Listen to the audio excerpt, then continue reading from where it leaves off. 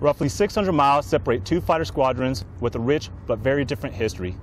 Here at Bagram Airfield, they have one thing in common: the helmet-mounted integrated targeting system, otherwise known as HMIT. The 100th Fighter Squadron out of Montgomery, Alabama, and the 303rd Fighter Squadron out of Whiteman Air Force Base, Missouri, have deployed to Bagram Airfield to provide armed overwatch and close air support for ground units.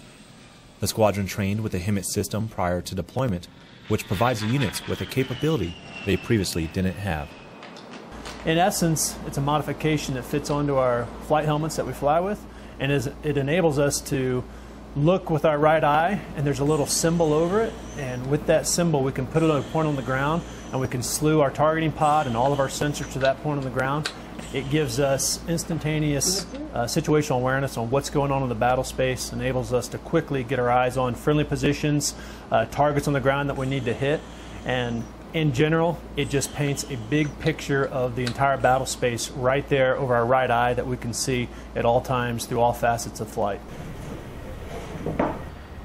It's a little bit new for us because now it's something that, as life support, survival equipment work that we usually do, we're getting a little bit more involved with the actual weapon system of the aircraft, so that's pretty neat.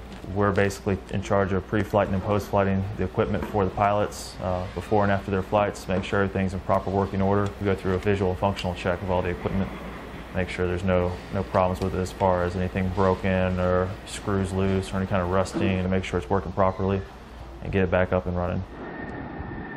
We've been flying with the HMIT for around 6 months now. So as with any new piece of equipment that you have, there's obviously a learning curve, but the more you use it, the more comfortable you become with it, the better you are.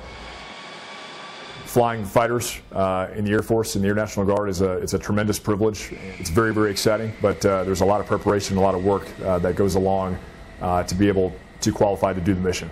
So we're constantly preparing, constantly studying, and staying up on latest procedures to make sure we can effectively execute the mission for the guys on the ground.